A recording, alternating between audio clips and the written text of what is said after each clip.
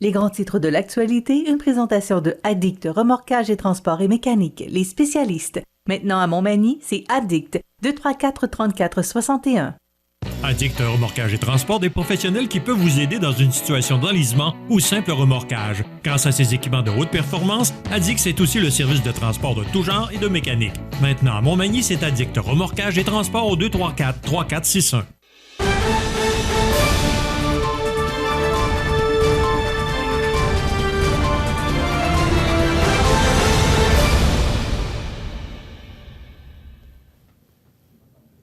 Les grands titres de l'actualité de ce mardi 22 novembre. José Soucy, bon matin. Bon matin. José, beaucoup de sujets de discussion ce matin, mais entre autres, j'en ai parlé dans les anniversaires, et le 22 novembre sera toujours pour moi une date à laquelle je me rappellerai toute ma vie. C'est l'assassinat du président, le 35e président des États-Unis, John F. Kennedy. Ça a bouleversé la planète, cet événement-là. Et 59 ans plus tard, ça vient encore nous chercher. On ne peut pas oublier. Moi, j'avais 8 ans. Je m'en souviens comme si c'était hier. Là. Et je me souviens même, parce que j'avais eu congé à l'école, j'étais malade. Et je me souviens, j'avais regardé les funérailles à la télévision. Et son fils, quand le cercueil a passé devant son fils, je me souviens de ça. C'était un moment... John F. Kennedy Jr.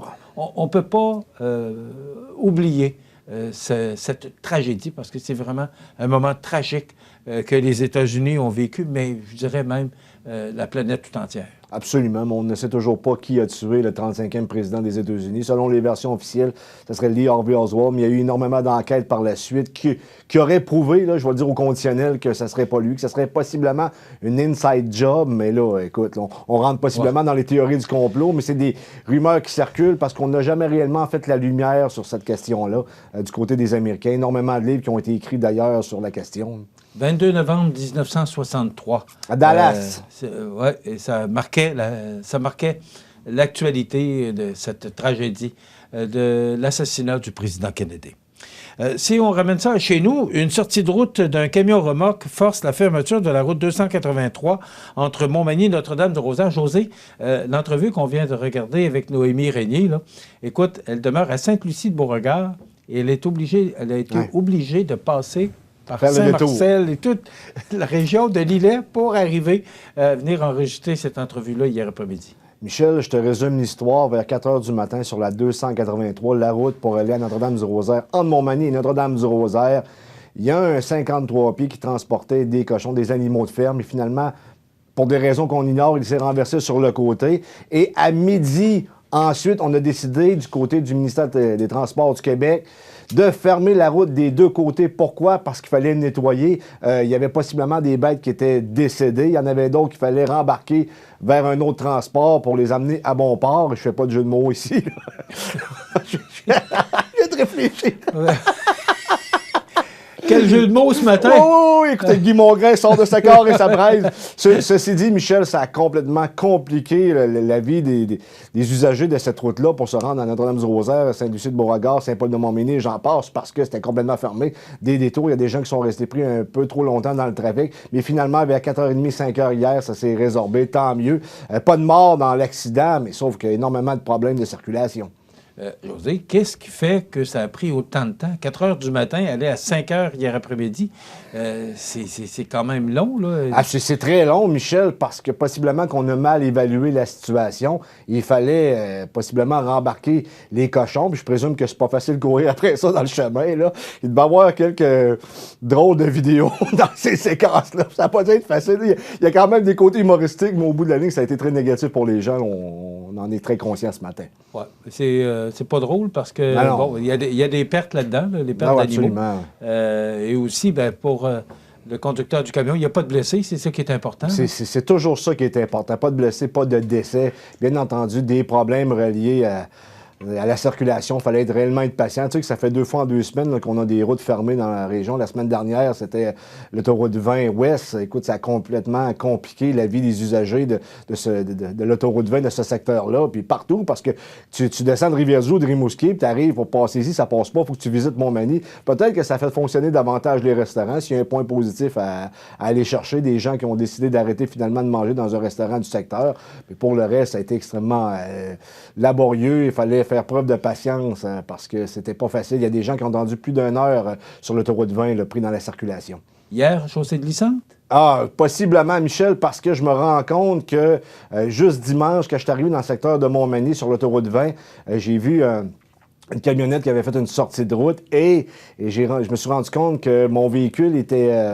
j'étais moins à l'aise sur l'autoroute. On sentait que c'était plus glissant. C'est à faire attention. C'est comme traite un peu, Michel, parce qu'on s'en rend moins compte, parce que j'étais une bonne partie de mon tracé sur l'asphalte et finalement, j'ai tombé sur un peu de neige puis il y avait une sorte de glace noire. J'ai peut-être pas le bon terme, mais il fallait vraiment faire attention. Je te dis qu'en vieillissant, je suis de plus en plus frileux sur l'autoroute. Lorsque j'étais jeune, j'étais extrêmement téméraire. Maintenant, là, je sais pas si c'est l'âge là, ou le fait que je sois un père de famille, mais je suis beaucoup, beaucoup plus prudent puis je prends beaucoup moins de chances que je prenais jadis. Avec l'âge, on s'assagit.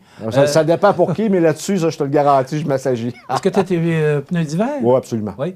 Écoute, tu sais, José, que les pneus d'hiver, c'est encore le 1er décembre. Avant ça, c'était le 15. La loi a ramené ça au 1er décembre. Mais j'ose imaginer, parce que les gens ne sont pas obligés d'avoir leurs pneus d'hiver avant le 1er décembre. J'espère que les gens ne se promènent pas avec des pneus d'été encore, avec la température qu'on connaît. Mais c'est fortement suggéré, comme dirait le gouvernement du Québec, par rapport aux masques. Moi, je fais allusion aux pneus, là, peut-être les installer avant le 15 novembre, parce que, regarde, je veux dire, il y en avait plusieurs qui n'avaient pas leurs pneus. Même moi, avec mes pneus d'hiver à la tempête de la dernière semaine, Michel, c'était extrêmement glissant. J'ai senti à un moment donné le derrière de mon véhicule partir. Je dis, oups, je m'en vais à la maison et je ne bouge plus de là. Pourtant, j'ai des pneus d'hiver et quand même des bons pneus. Là. Moi, c'est la mi-novembre. Je les ai fait installer le 12 novembre. C'est toujours mi-novembre. C'est rare que ça dépasse ça.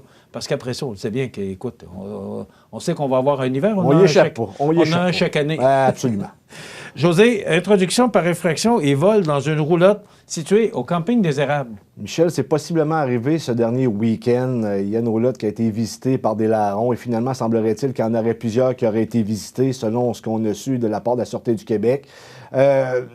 Michel, lorsque les gens volent les biens d'autrui, ils s'enrichissent peut-être, mais ils appauvrissent les autres aussi. Est-ce que ce comportement-là pourrait devenir une loi universelle qui ferait en sorte que la population, que le monde se porterait mieux si tout le monde se mettait à voler les affaires des autres? Je veux dire, là, on est en pénurie de main-d'œuvre. Allez-vous trouver du travail? Ils en demandent partout au lieu d'aller voler les biens d'autrui. Je sais que je suis un peu moralisateur ce matin, mais lorsqu'il t'arrive des événements de la sorte, tu la trouves pas très drôle. Là, l'enquête se poursuit. J'espère qu'on va mettre la main au collet des voleurs parce qu'il faut que ça cesse. Là. Ça fait des histoires que je vous raconte de même depuis 2-3 semaines, il y en a une puis l'autre. Les gens commencent à être découragés de la ville de Montmagny.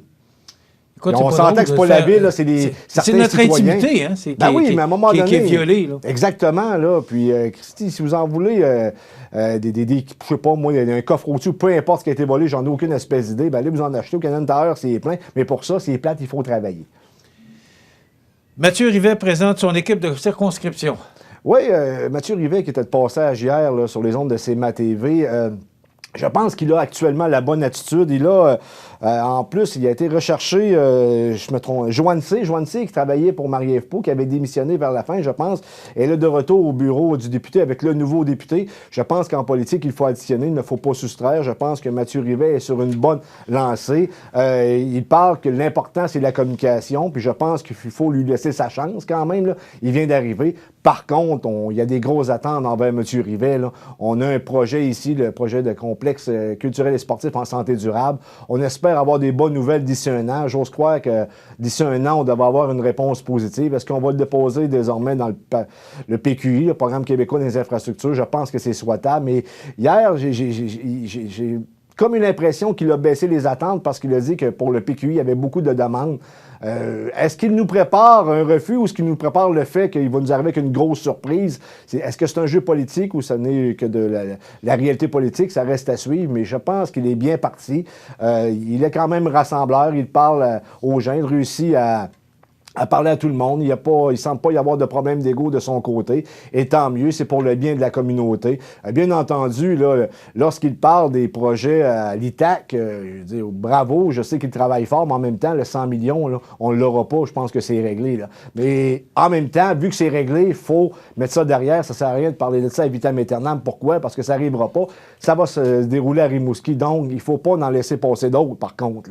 S'il y a d'autres choses qui passent, des 100 millions passés à 3 années, là, en face de la Pocatière, alors que la Pocatière pourrait l'avoir. Mais en même temps, c'est pas de sa faute, il n'était pas en place. On ne peut pas rien lui reprocher concernant ce dossier-là. Mais on souhaite notamment, là, je te dirais spécifiquement pour Montmagny et Lillet, d'avoir le complexe culturel et sportif en santé durable. On sait que c'est un gros montant d'argent, mais en même temps, c'est voulu à peu près par tout le monde. Ça fait l'unanimité, Michel, et c'est souhaitable. Et on va souhaiter la meilleure des chances à notre nouveau député. Je pense qu'il mérite sa chance. Il vient de rentrer, puis... Oui. Les gens, là, soyez pas trop critiques en partant, là, parce qu'il faut lui laisser le temps de s'installer. Il doit faire ses preuves, bien entendu, mais je pense que c'est bien parti. Et peut-être saluer aussi Thomas Bélanger, qui est son attaché politique, qui va se retrouver à travailler à l'Assemblée nationale. Là. Il reste dans la machine caquiste, mais c'est un jeune de 21-22 ans, mais il travaille extrêmement fort. C'est le fun d'avoir de la relève comme ça, donc on va lui souhaiter également bonne chance. Et lorsque j'ai eu des échanges avec, ça a toujours été très cordial. C'est un jeune très professionnel et des jeunes en politique, ça en prend, ça prend de la relève. Puis bravo à Thomas Bélanger. Je lui ai posé la question hier, José, je ne sais pas si tu as eu l'occasion de regarder l'entrevue. Oui, absolument, oui. À savoir, est-ce qu'il sentait la pression de la communauté par rapport au fait là, que, entre autres, pour le complexe de santé, ce complexe sportif, à savoir, bon, ça avance pas.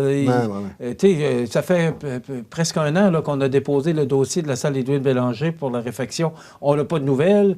Les dossiers stagnent, il ne se passe rien. Là, je lui ai posé la question de savoir, est-ce qu'il sentait une pression supplémentaire? Il a bien répondu. Je pense qu'il ne souffre pas de pression, mais j'ai l'impression qu'il est clair pour lui qu'il doit réaliser certains dossiers dont la communauté est en attente, entre autres le complexe sportif. José, puis je lui ai dit hier, j'ai jamais vu la communauté aussi forte devant un projet, autant embarqué dans un projet que le complexe sportif. Alors, pour lui, la pression est forte parce qu'il doit trouver l'argent. Et s'il ne la trouve pas, bien, dans 4 ans, j'ai l'impression que les gens vont s'en souvenir. C'est clair que tu as entièrement raison, mais comme je te l'ai dit précédemment, il faut laisser la chance aux coureurs, sauf que la pression est forte. Notamment, la pression va venir des médias locaux aussi, parce qu'on sait que ça fait longtemps que ça stagne, et on sait que la population est derrière le projet, et on sait qu'il y a d'autres projets qui vont avoir lieu ailleurs. Donc, c'est son rôle de député là, qui va jouer... qui va faire possiblement la différence. Là. Et je pense, sincèrement, qu'il va être en mesure de la faire. Je pense qu'on a possiblement le bon gars, mais en même temps, s'il ne réussit pas à le concrétiser, ça va être difficilement défendable à la prochaine élection, bien que ça soit dans 4 ans. Mais comme je l'ai dit, laissons-lui la chance de s'installer. La machine politique, c'est gros, c'est long. Et le gouvernement, il commence à siéger à l'Assemblée nationale à la fin du mois de novembre. Selon moi, c'est trop long. Mais en même temps, on va laisser le temps au gouvernement de s'installer, même si c'est le même gouvernement qui était là précédemment. C'est-à-dire c'est le même parti, c'est le même premier ministre. Mais en somme, la pression va quand même être assez forte, mais je pense qu'il la gère très bien actuellement. Si je qualifiais hier l'entrevue que j'ai réalisée avec M. Rivet, je pourrais peut-être résumer en positiviste. Oh, absolument. Je l'ai trouvé positif, je l'ai trouvé dynamique. Il parlait aussi des projets qu'il a réalisés dans une autre carrière. Je pense qu'il faut donner... faut lui laisser le temps de s'installer. Moi, je pense qu'on peut avoir confiance en cet homme. Ce que j'ai remarqué rapidement aussi du côté de Mathieu Rivet, c'est que, comme il disait, il n'a jamais été réellement critiqué là, dans sa vie. Là. Tu comprends? Ça fait qu'il faisait des choses positives que tout le monde appréciait. Là, il est politicien, c'est une autre paire de manches. C'est pas facile, la politique. Absolument, il va falloir qu'il soit habile. Le seul conseil que je pourrais donner, c'est qu'il ne faut pas tomber trop dans l'ego. Parce que, bon, faire de la politique, il te faut de l'ego absolument. Mais lorsque tu prends trop de place avec ton ego, tu laisses ton ego prendre trop de place, plutôt, ben, c'est là que tu as des mauvais résultats. Mais je pense qu'il va bien gérer ça, sincèrement. OK. Rapidement, et ça m'a vraiment profondément attristé, la mort de Jean Lapointe. Écoute, moi, Jean Lapointe, depuis que je fais de la radio, depuis 1972 à CKBM, que je fais tourner Jean Lapointe, c'est une lourde perte. Et José, quelqu'un me mentionnait, j'ai reçu un texto vendredi pour me mentionner que Jean Lapointe, je vais le dire au conditionnel parce que c'est pas confirmé, aurait donné son dernier spectacle à Montmagny devant la salle des Manimontois, la salle d'Édouard Bélanger. C'est là qu'il aurait annoncé que c'était son dernier spectacle. Écoute, donc, une lourde perte pour la... Absolument. Moi, je ne peux pas te confirmer ce que tu viens d'avancer. Communauté culturelle. Je ne peux pas te confirmer ce que tu viens d'avancer, Michel, mais en contrepartie, on voit l'image de Jean Lapointe. Moi, la télésérie du Plessis, pour un passionné de politique comme moi, j'écoute ça 2 fois par année. Pour quelqu'un qui veut faire de la politique, il faut absolument que tu écoutes cette télésérie-là. Et Jean Lapointe, qui était un fédéraliste toute sa vie, qui avait été nommé en 2001 sénateur par M. Jean Chrétien, bien, finalement, il a terminé sa carrière. Lorsqu'il est sorti de là, il est devenu souverainiste. Ce qui a possiblement, je dirais, fait sourire son ami au ciel, Félix Leclerc, parce que c'était des grands amis. Dieu sait que Félix Leclerc était indépendantiste. Et maintenant, Jean Lapointe, qui a terminé sa carrière en étant souverainiste, il faut quand même le noter. Je pense que c'est très notable de la carrière. Il y aurait bien d'autres choses à parler, bien entendu, là. Merci, José. Plaisir. Demain, chronique culturelle avec Cynthia Lamontagne des Arts de la Scène et Marie-Ève Lamonde. Et on va parler de la semaine de la kinésiologie. Alors, c'est notre sujet d'entrevue pour demain. Ça complète notre émission pour aujourd'hui. Alors, c'est du soleil pour la journée. On va le prendre. Passez une excellente journée. On se retrouve demain.